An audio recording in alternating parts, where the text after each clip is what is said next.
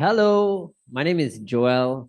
I lead the church in Cheras, and I'm happy to be in this conversation with three friends of mine. And our purpose of having this conversation is to talk a bit about conducting a Bible study, whether in the home or elsewhere. We want to learn together on how we can do it more effectively. Before we get into it, we'll have each of you introduce yourselves. Hi everyone, my name is Ian. I'm from the church in Taling Jaya, and I just want to say I'm happy to be here, and I hope that even through this sharing today, at least we can gain something from each other, and to let you know what, everyone can do this. It's for everyone. And I'll pass the mic over to my wife to introduce herself. Hello, I'm Vanessa. I'm also from Lighthouse Fellowship PJ, and we're here to share our stories, our thoughts, and experiences. So I hope that it will bless you and empower you. Hello, my name is Evelyn. I'm also from Lighthouse Fellowship PJ Church. I hope that my sharing today will encourage you to start teaching a Bible study. And did you hear that? That we believe everyone who is in the church, you're a believer for some time, you can equip yourself to do a Bible study. Jesus, when commissioning his disciples, did say, if you look at the book of Matthew 28, he instructs them to go out and teach whatever they have been taught. So it's really a command to a believer in the process of disciple making to be teaching others. And before we get into some questions, I would like to read from 1 Peter 3 and 15. Peter writes, "But in your hearts, revere Christ as Lord. Always be prepared to give an answer to everyone who asks you to give the reason for the hope that you have, but do this with gentleness and respect." And so here we have the great apostle Peter also instructing believers to be able to give an answer. So, guys, are we ready? Can we get started on some questions? Yes, we are. All right, all right. Let me also just state a few purposes. And one of them is that we actually hope to encourage more teachers to start teaching a Bible study. That was mentioned already. Number two, we want new teachers or the existing teachers to have the confidence to do it and to continue doing it. And number three, we hope to provide some basic guidelines and advice in the course of this conversation. So here we go. Question number one, and that's to Evelyn. What is the main purpose of teaching someone a Bible study? And how can this goal be achieved? All right. Thank you for the question, Pastor Joel. So the main purpose for teaching someone a Bible study, and this is in the context of a new believer, I believe will be to help and equip them to understand baptism and the salvation plan, and then to really ground them in the knowledge of the word, right? So if it's someone who already has some form of foundation, then I believe that a Bible study will really help them to be grounded in the knowledge of the word and also help them not to be swayed by wrong teachings or false doctrines. All right, we want to ground them. And primarily, our focus also is to, we're looking at individuals who do not know Jesus or who have just come to know Jesus. They probably have new converts, and this is the group of people that we have in mind as we answer these questions. Vanessa and Ian, do you have anything to add on to the main purpose of teaching?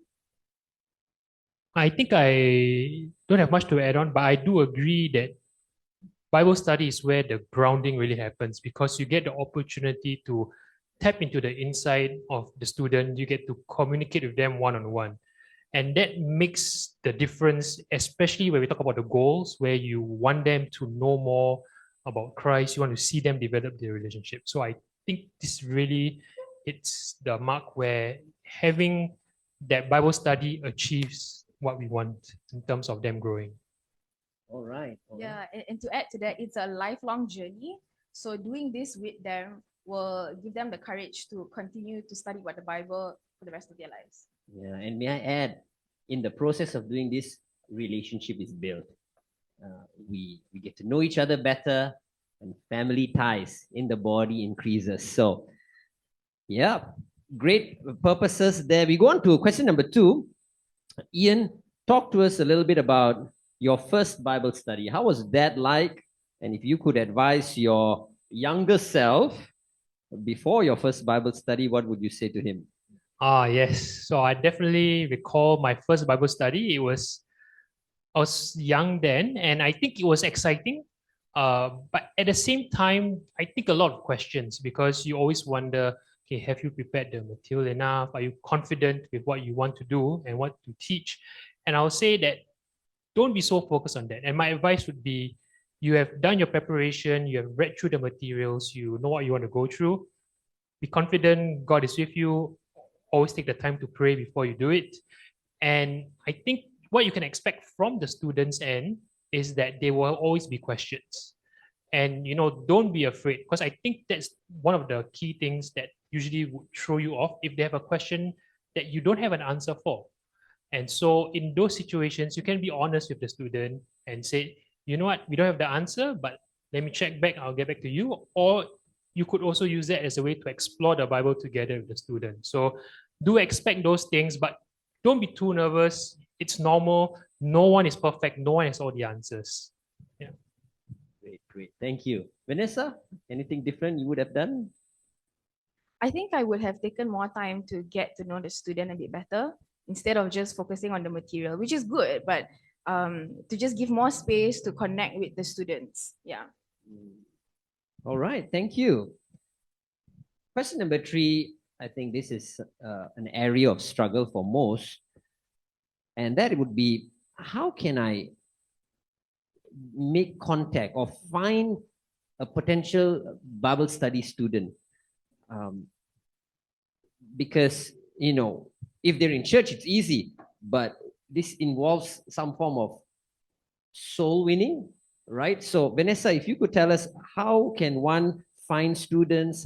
How should one approach a prospective student? Right. So I think the most important thing for me to be mindful of is to be available to anyone everywhere, to be willing to teach a Bible study. And this can even be in my local congregation. So a lot of my first Bible studies were taught to people from my local congregation. And maybe, and so a couple of them were approached me to teach a Bible study to some of these new converts, or maybe they are, first time in the church and they want to know more. So the reason why they approached me was, firstly, I was in their age group, so I was a peer. So it was a lot more easy for me to reach them and to deliver, in the language that they can understand. And number 2, it was because of proximity. I was in the area that they worked at, so it was easy for me to meet up at lunch and to just make time so we can have that face-to-face discussion on the Bible. And also, another way to find students to teach a Bible study would be to just pray and ask God and consider the friends, family members, and your colleagues that are all, in your life. And just, how do I approach? Just ask them, just have a, spiritual conversation with them and ask them if they're interested to know more. Yeah. Yeah, if I could add to that about proximity, I think what you mentioned is very true. And I think one of the key things for me, at least for myself, every friend group you have, or every place you go to, be it work, be it your sports, or anywhere you go, the people around you is actually, for me, I view it as potential. So how it really starts for some of my Bible study students that I came across is you just talk about God. It could be something you read in the Word, it could be a situation you're going through, or even like a testimony you heard on a Sunday. And I don't always start with the point of I'm trying to get a Bible study with them, but I just sharing what God has done in my life, or sharing what God has done in someone's life that I know. And usually that opens up the door. You'll find it opens the door, be like, oh, that's something interesting you have said.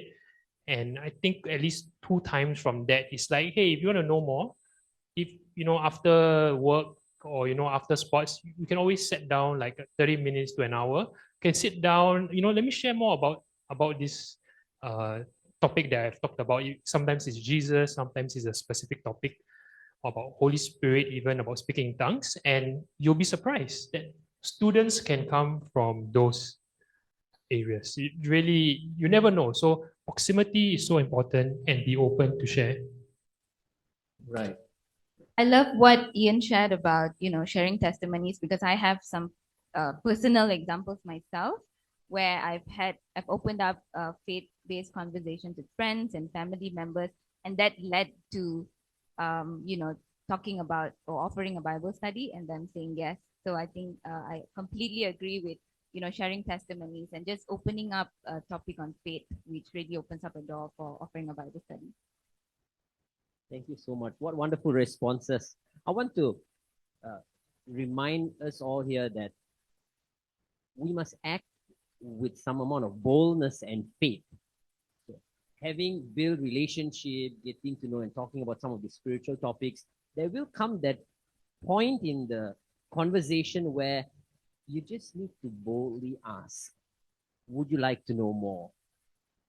Can we have a Bible study? Or perhaps you don't want to use the term Bible study. What I usually say is, would you like to know more about God? We can learn from the Bible. And you will be surprised. There are people out there who want to know more about God. I remember teaching a class over Zoom, and I've been teaching this student for 1 or 2 years already. And every now and then we bring in some elements, some spiritual topics. And I sensed that there was a hunger in these two boys. And I just popped the question, hey, would you like to know more? We could do a session to study the Bible together. And both of them, without hesitation, yeah, yes, sir, yeah, sure. And we started on a Bible study. Another occasion was when I was working in Health University. A couple of my students there, and again, I asked the question, shall we stay back and study the Bible together? This was, of course, talking a bit of some spiritual stuff while in class, at times. And so they know that I'm a believer, I'm a pastor in the church. And so, shall we do a Bible study? And several of them said yes, and we started a Bible study. So the point is that I think we just need to step out, right? And offer that Bible study, and you can find a student to teach. All right. Let's quickly take another question here. Evelyn, what should I expect when I offer someone a Bible study? All right. So when you offer a Bible study, I think you can expect some level of, people being taken by surprise a little bit. So there are people who would respond positively and immediately agree to it. And there are also people who might delay or procrastinate or might say no. You might receive some rejection. But I think the most important thing to remember here is that they're not rejecting you. They are rejecting the offer, or they may be rejecting God. So don't be disheartened by these kind of responses, but keep at it, because there will be people who will say yes to you and will be blessed by your boldness in asking. And some may agree on the third or fourth time of asking. And so never give up. If I can add, I think it's really what you say, that don't be disheartened, is really important, because I think, like we talked about just the previous question, where your community, the people you talk to, just be bold and ask.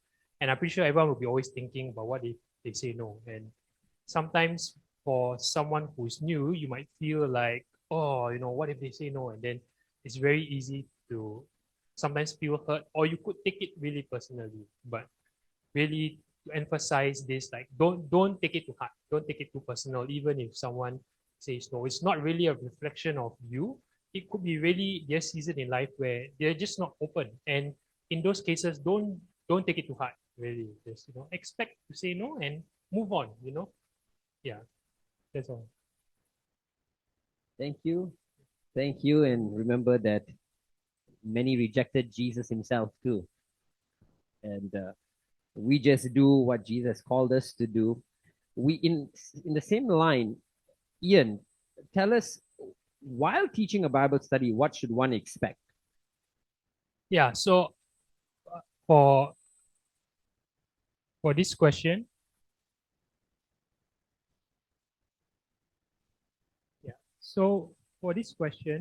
I think one of the things to really know And keep in mind, I think questions is something that will come, so we have brought that up. But I think the other thing to expect is don't put too much emphasis on yourself in terms of needing to know all the knowledge in the Bible, needing to have all the stories, everything planned out to perfection. I think that's one of the things that when you try to teach someone, you really want to make sure it's like done well. You want to make sure you communicate your points across. And you know, I would say for that, if you have committed time to prayer, committed time to studying the word, expect God to move in it. There have been cases where you have teach a Bible study and sometimes you see the students, they look at you and sometimes it doesn't look like they're registering. But at the end, when you ask them, what do you think about what we shared? And then you hear from them, oh, actually, God spoke to me. Like I felt God speaking to me through this portion. And you're like, wow, God is working on them. So, expect God to move and don't always think just based on what you may be seeing that you're going through that there's nothing happening in the student's heart. Many times you'll be surprised God is working as you're teaching because as we know, the word is alive. And what we're teaching is just teaching God's word and know that it will impact them.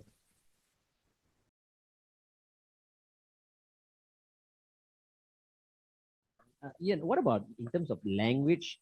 Not some may not understand the terms. Is there a need to be mindful of? So I will say that we should have a level of understanding where the student is at. If you know they come from a complete background where they're not aware completely of Christianity or any form of the terminology you use, do try to keep it simple. And of course, try to build off what the student knows. So in terms of terminology, we do try to not use so much big Bible words, but keep it simple for them. But of course, don't omit things that are important.